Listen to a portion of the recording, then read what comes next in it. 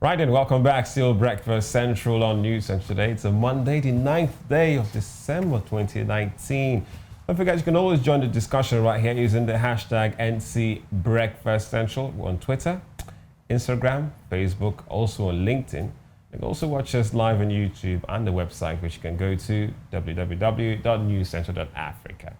Right then, let's go straight to some business, indeed, because this is business as usual, and I've got Rotus Oddiri once again in the studio with me, who is the editor, Business Insider SSA, and we'll be looking at the big three today. Oddiri, welcome back. Thank you for having me. Good to be back. Yes, no time to waste. So let's go to South Africa. What about the SAA? And we hear, according to the minister there of public enterprise, that's Pravin Ghordan, and there's going to be rescue money, if you may, for SAA. Whooping sum of $137 billion. That's correct. I think it's $137 million. Dollars. Yeah. What's been going on? So this is proposed. It's proposed. Yeah. So essentially, business rescue is where you get an administrator. It's like Chapter 11 bankruptcy in the U.S. in the United States. You get an administrator who is going to take over a company and monitor them and monitor their finances. Here we are again talking about another state-owned enterprise in South Africa facing issues. On the show in the past, we've talked about Eskom like multiple times, and so now South African Airways again is facing issues. Running an airline is expensive, as we've seen in Africa. The margins. This is really drawn out now for South African Airways. So. This proposed money is there will be another tranche we have the same amount from the existing lenders. So we're not safe yet. No, they're definitely. Look, South African Airways has been making losses since 2011. They haven't been profitable since 2010. So they've been facing a lot of headwinds. This money they've received about $1.3 billion. I think that's about 20 billion rand for the last 3 years. So here we are again giving them more money to keep them afloat. Analysts have been saying that the company should be allowed to fail because you can't keep giving them money and bailing them out. But what about the public? How would they perceive this one? Because in terms of long-term outlook of this. Right. So the thing is that what the minister is saying is that, listen, this is supposed to secure jobs and to stop them from losing jobs, because the South African Airways employs about 5,000 people. The larger parents, the SAA group, employs about 10,000 people. So if they were to fail, as market capitalists and all these analysts are saying, those people are going to be out of work. And on this show, 15,000 people out of work. And on this show, we've also talked in the past about the unemployment numbers, which are high in South Africa. So this company goes down, you now have more people, and so that's what the government is trying to prohibit. But I mean, look, what do you do? Look, we've seen the issues in Nigeria. They tried to float the Air Nigeria. I was in Nigeria Air. Spent so much money on a logo, marketing and promotion. They didn't get any investors. It is very difficult to run an airline, and I think only Ethiopian Airlines is profitable across Africa, as far as the big ones are concerned. Yeah. So, what about Air Morocco? Yeah, I think they might be doing okay, but then they've got their flight coverage isn't as wide as SA and Ethiopia. So it's just really tough, and I think the issue is, how much longer do you continue to give money? But it looks like they're going to do it. We'll see if we'll revisit this again in another few years. So they're struggling. It's a rescue fee. Business rescue, airline national carriers for African countries has been quite. If South Africa, which is one of the few ones I personally love to fly when I can, and if this is really going on, you're asking. Then what do you say about the others? The others. It's a tough thing, and they've been advertising here. If you listen to radio, you hear them advertising here, and so on and so forth. So it's a popular airline that's used, but it's just tough to run an airline. Your maintenance costs for an airplane are in dollars, and some of these things have to be done overseas in the States. So the costs are high. You look at what you have to pay their staff. Their staff, by the way, went on strike about 2 weeks ago. True. They grounded a number of airlines. They couldn't fly. If that is a nightmare for any airline. If you have people who have paid money for a flight, a strike happens and that flight can't take off, you've lost money, because a lot of flights had to be cancelled. They are now demanding for higher pay, which is why they went on their strike. So the company is facing revenue issues. You've got staff who want higher pay. It's a tough thing right now.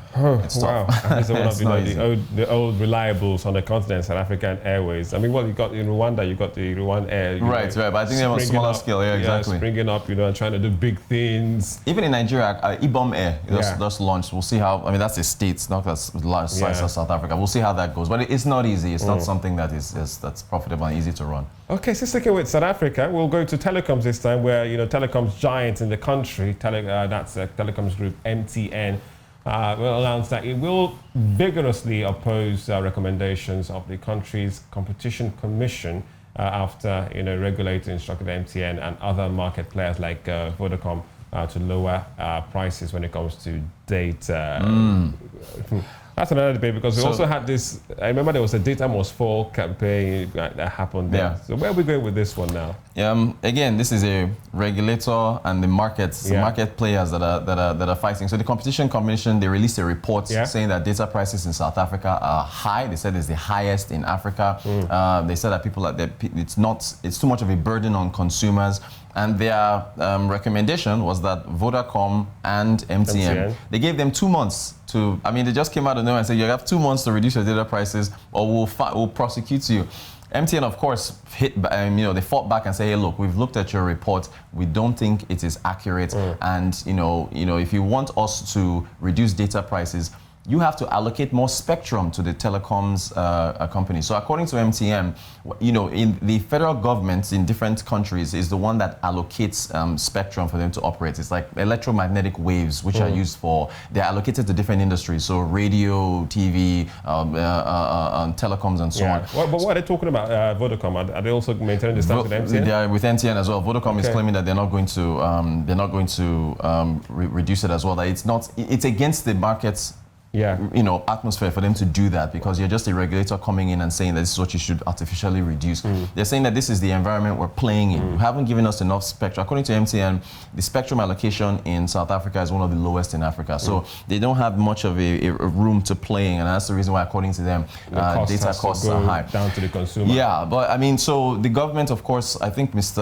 Ramaphosa did mention that he wants to look at allocating more spectrum to the players, but I don't think this is very realistic to just come out and say that they should reduce prices in 2 months, because if you artificially force them to reduce prices, that's going to hit their margins, right? You're a business. If you're selling something at a certain amount, supposed to use the word artificial. Yeah, because it is, because you're forcing them to just come out and just reduce price. Like, if you're a business person and you sell something for X amount of naira and the government comes in and say cut the price out of nowhere, it's going to affect your margins, because there's a cost of goods sold, there's a cost of you actually providing that service. So they're fighting back. They've also told the government that, look, this is what you have to do in order for us to reduce prices, allocate more spectrum. So we'll have to see the dynamics of how that plays out. But this is not unique to South Africa. Hey, Nigeria, a lot of places that we've been complaining about that. Wanted to talk, what about the other networks? Not just MTN. This is across the board. We've complained about data prices. Vodacom, MTN and other network providers in the country. So they also have high data costs generally. Because of what the market says. But why these two telecoms? And this is from the Competitions Commission. Are they being, singled out? In a way, because these are the two the biggest players that are in the market space. So because of their market share, MTN, for example, in Nigeria, they're the biggest, have the biggest market share. They're also pretty big in South Africa, which is where they're home base. So that's why they're looking at the two of them as the two largest players, because they've got so many subscribers, and they're telling them that they should reduce it. But we'll have to see how it plays out, because the back and forth is going to continue. What's interesting, let's see what happens in 2 months. If they don't reduce the prices, will they be prosecuted? What's going to happen? So it's going to be interesting to see. All right, quickly, we have to go. We'll go straight to West Africa in Liberia, where the Liberian economy is on the verge of going cashless, or promoting the adoption of one of many best international financial practices across the world. So is Liberia looking to go cash free? Yeah, well, it's a good initiative. Going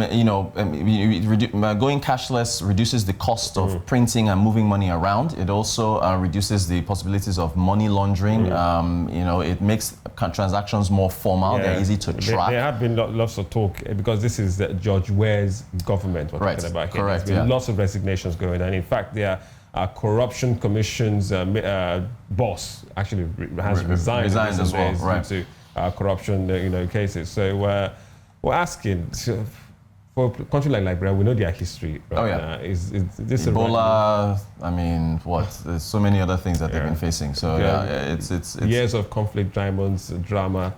All these things don't get resolved overnight, right? Yeah. You got one challenge after another. But as far as the cashless initiative is concerned, he has to make sure that there's enough electricity, which is another issue that they're facing there, because these things run on machines that are going to be using them.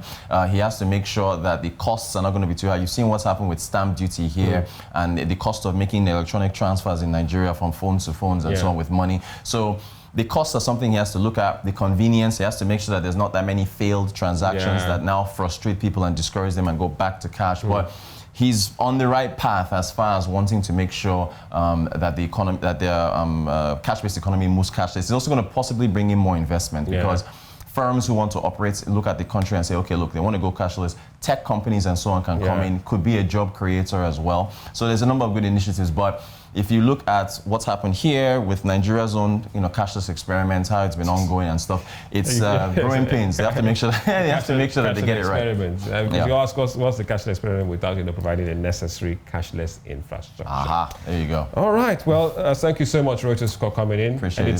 Thank Business Insider you. SSA. Thank you. As always, we'll have you again next week Monday to look at the big three.